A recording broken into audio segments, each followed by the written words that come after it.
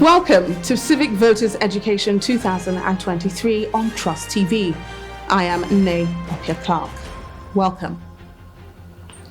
In every election, citizens' participation is very important. There is the need, therefore, to carry all the cadre of the society along in the electoral process. Voter and civic education are necessary to ensure that all constituents, men and women alike, young and old, understand their rights, their political system, the contests that they're being asked to decide upon, and how, as well as where, to vote. Sit tight as we look at the importance of the Permanent Voters Card, also known as PVC, in this episode. Please note that this program is facilitated by the Institute for Media and Society, as well as funded by the European Union. The content of this broadcast does not reflect the views of the Institute for Media and Society, nor that of the European Union. Now to begin the program, here is a look at some news highlights ahead of the 2023 general election.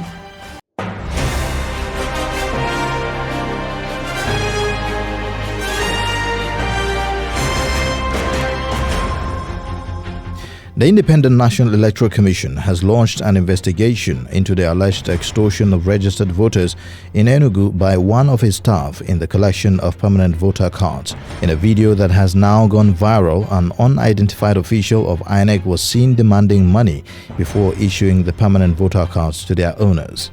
She said the money was for her transportation to the local government from where they were supposed to pick up their cards. Chief Press Secretary to the INEC Chairman, Rotimi Oyekomi, in a chat with newsmen, said that the Commission is investigating the matter. Meanwhile, Yaga Africa has commenced mobilization and sensitization exercise for youths in Edo State. The Yaga Africa team moved from academic institutions, churches, mosques, organizations, and marketplaces. INEC's resident electoral commissioner in Edo State, Obo Efanga, who actively participated in the sensitization, commended Yaga Africa for the high-level sensitization. He expressed optimism that there will be a high voter turnout in the 2023 election and promised the Commission's readiness to support the activities of the team where necessary. Also, Yaga Africa has urged the 18 registered political parties and the candidates to shun hate speech and other electoral wrongdoing, but to engage in issue-based campaigns and enlighten the voters on their conduct. This is contained in the 20-page Yaga Africa's Watching the Vote Third National Pre-Election Observation Report. It noted that the 2023 general election is Africa's biggest elections in 2023 and an opportunity for Nigerians to elect leaders for respective offices, which include the office of the President, 469 legislators of the National Assembly, 28 governors, and 993 State Assembly legislators in a potentially contentious election. A non-governmental organization focused on encouraging women in politics, Elect Her, has engaged the Independent National Electoral Commission and civil society organizations to ensure that more women are involved in the electoral process ahead of the February 2023 general elections. This was the thrust at a one-day workshop targeted at mainstreaming women's representation and participation in the 2023 general elections held in Ikeja, Lagos in partnership with INEC and with support from European Union. The founder, Elect Her, Ibijoke Faborode, while speaking at the forum, noted that women are significant to electioneering in Nigeria and preserving the country's democracy. The International Press Center has demanded bulletproof vests for journalists covering the 2023 general elections. Executive Director of the IPC, Larry Orobundade, stated this during the presentation of the outcomes of the organization's analysis of trends in reportage of the 2023 elections. The IPC chief said journalists are victims of election violence, adding that 250 journalists were attacked during the 2019 polls.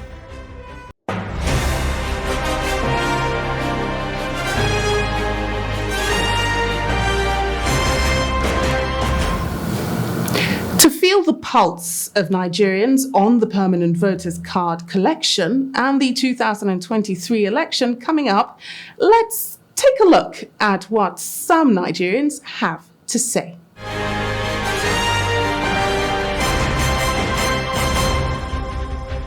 The PVC is the power that every man have. When you have your PVC, you will vote for whosoever you want to vote for. Because vote is our power. We actually needed to do that because this time around we want to take the power by our hands. Because without my PVC, I don't have the power. Nobody can hear. As it is, I've not picked the PVC. I don't have it. But I have done it. I have renewed it as I was instructed. I tried registering when they had us picking up schedules online. So I was scheduled for a particular day, but getting there the queue was much. I had to waste my time, stay all through the day until I think around 5. It never got to my turn. They asked me to reschedule again. I can't leave my own job going about looking for PVC. That's why I didn't go back. To collect PVC, I don't think it's something that should be so difficult or tedious like this. You understand? We are making everything to be digital. You understand what I'm saying? Even if a layman is going to a computer place to go and renew his PVC, you understand? It should be accessible. All you need to do to go to a computer, fill your local government, fill your details, 1 or 2 details inside the PVC, put it in. You understand? If there is a way you can sign in computers, then you put it in.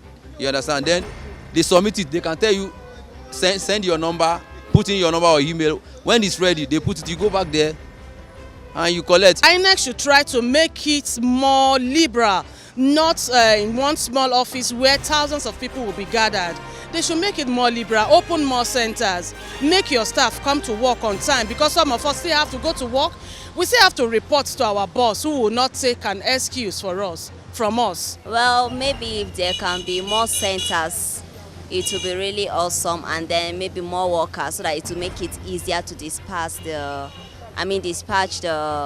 PVC, so that somebody will not stay for long on queue.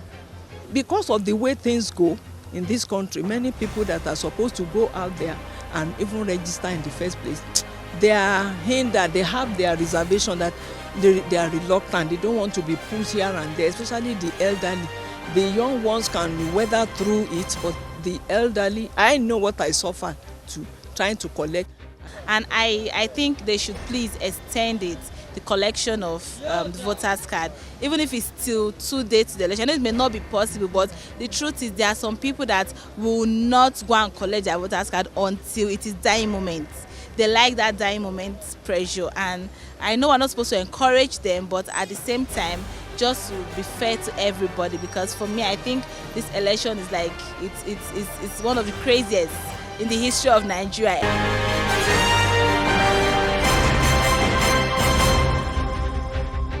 The extension of the deadline for PVC collection to at least a week to the election is currently being advocated by many.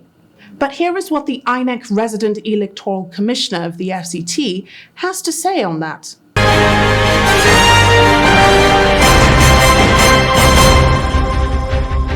We cannot, for example, continuously, make arrangement for the collection of the PVCs up to 25th of February, when we are supposed to conduct an election. That is a time to suspend it.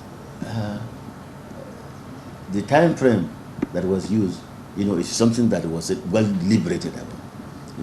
This is not it's well deliberated, and the issue of 1 week before the election, there are so many activities. Those, in fact, according to the announcement made by the Honorable Chairman of INEC, Professor Mahmoud Yakubu, 93 million Nigerians have registered to vote in this election. If 1 or 2 people were not able to collect their PVCs because they didn't come to collect their PVCs, it doesn't mean that we have to continuously, collect PVCs until the day of the election. But that is as far as the commission can go. Besides, like I said, to go to this length, the Commission must have taken into consideration so many other factors that even we have to go as far as on the 5th of this month before we start.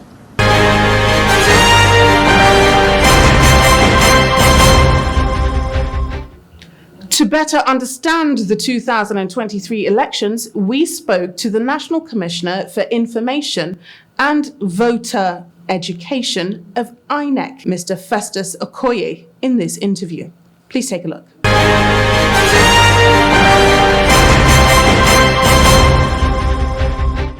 Well, I always say to the voters that they should get ready. They should try as much as possible to understand our processes and procedures. That one, on election day, only those who have their permanent voters card will be allowed to vote on election day.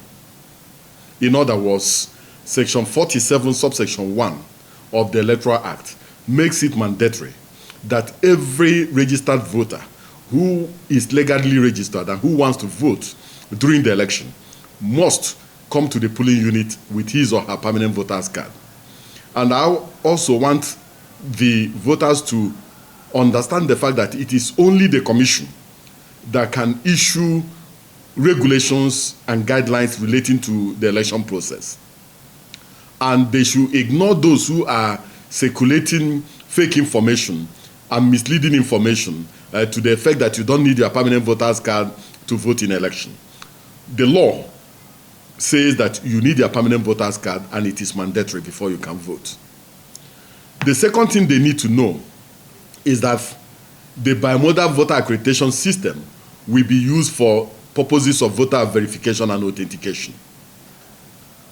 If you are registered and your name is on the voters register and you have your permanent voter's card, on election day, the presiding officer will ask to authenticate you to be sure that your name is on the BVAS and also to be sure that you are the person who was duly registered and that you are the owner of the permanent voter's card that you have come to the polling unit with. Two things may likely happen. The presiding officer will do what we call fingerprint authentication. In other words, you'll be required to place your fingerprints on the BVAS. If the BVAS recognizes your fingerprint, since your fingerprint is already embedded in the BVAS, you'll be given you'll be asked to go and vote. In other words, you'll be given the ballot paper and you go and cast your vote. If the BVAS does not recognize your finger, we will use what we call facial authentication. The BVAS will identify your face and see whether your face is on our docket. If your face passes, you'll be given a ballot paper to go and vote.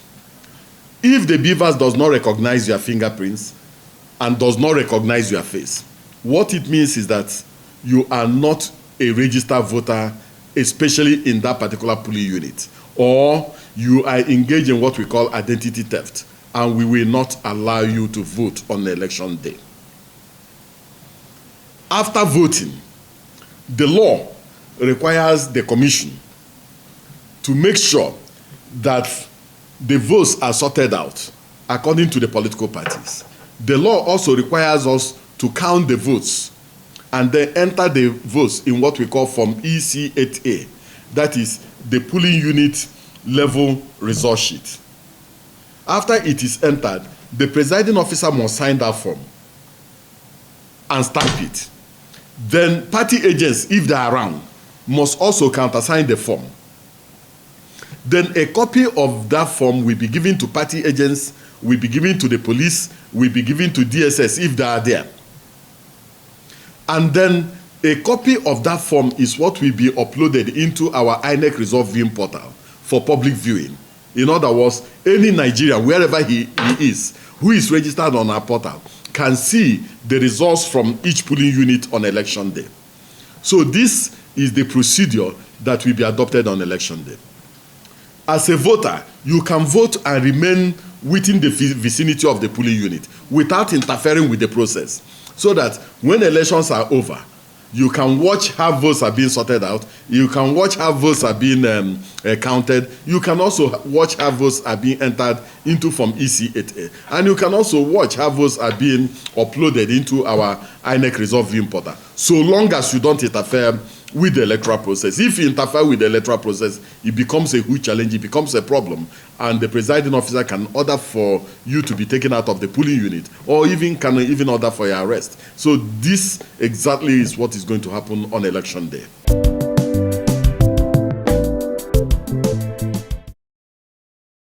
Well, constitutionally and legally, the Constitution and the law demands that the Commission should organize, undertake, and supervise elections. And that's exactly what we are doing.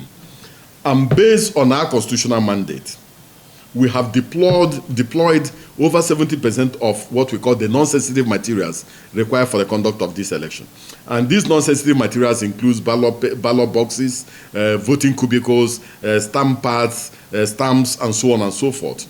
These materials have already been deployed to the various states. We are also going to use the beavers. We already have beavers for over 176,848 or 46 polling units in Nigeria.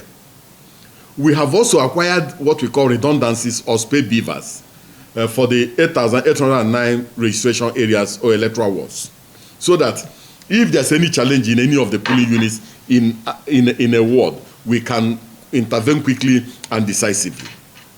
We're also going to leave some at the level of the local governments in the 704 local government areas, so that if there's a problem, we can also move the beavers from the local government headquarters to the registration area and also to a polling unit.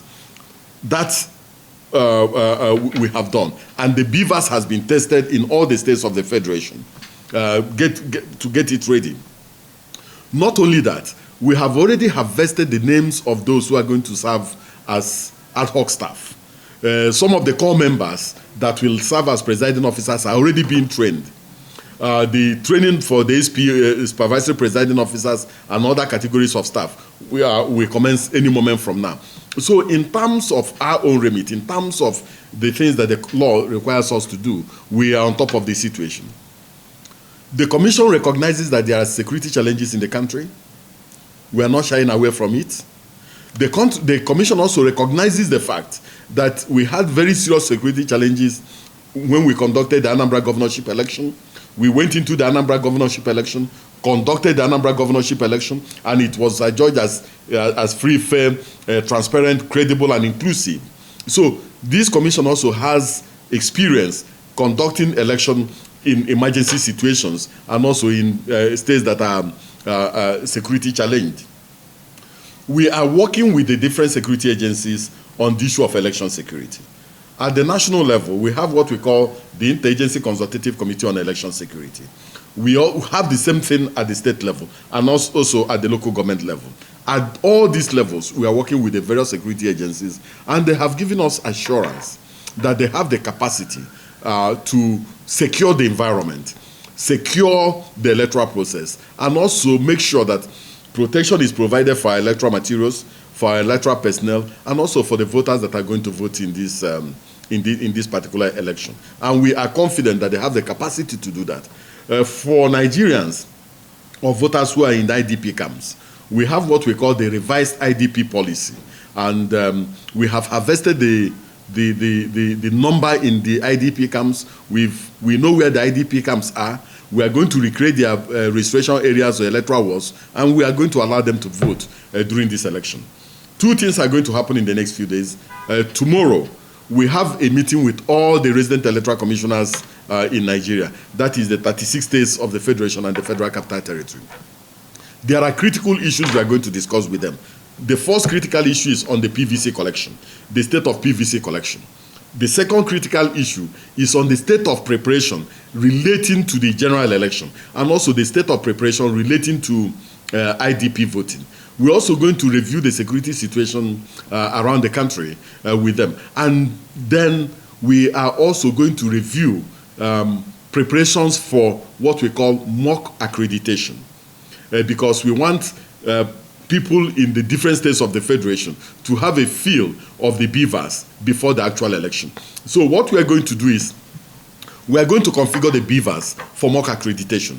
The moment we are done with that particular accreditation, we purge the beavers and then get them ready for purposes of the 2023 general election. So the chairman has made it clear that under his watch, elections will no longer be postponed on grounds of logistics and logistic challenges.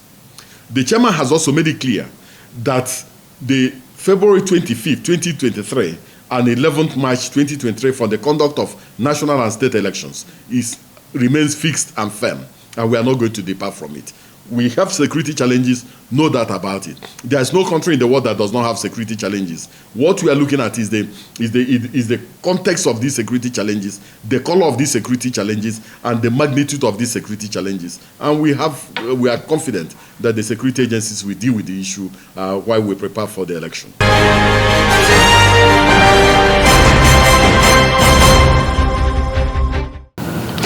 Well, if you've reached up until this bit, this is where we come to the end of the programme. Thank you for being part of this episode of the programme, but please do remember, for an election to be successful and democratic, voters must understand their rights and responsibilities. They must also be sufficiently knowledgeable and well informed in order to cast a ballot that will be legally valid. This programme is facilitated by the Institute for Media and Society and funded by the European Union. Please note that the content of this broadcast does not reflect the views of the Institute for Media and Society, nor that of the European Union. But do join us in the next episode for more on the electoral process of 2023 here in Nigeria. My name is Nne Opia Clark. Thank you for watching.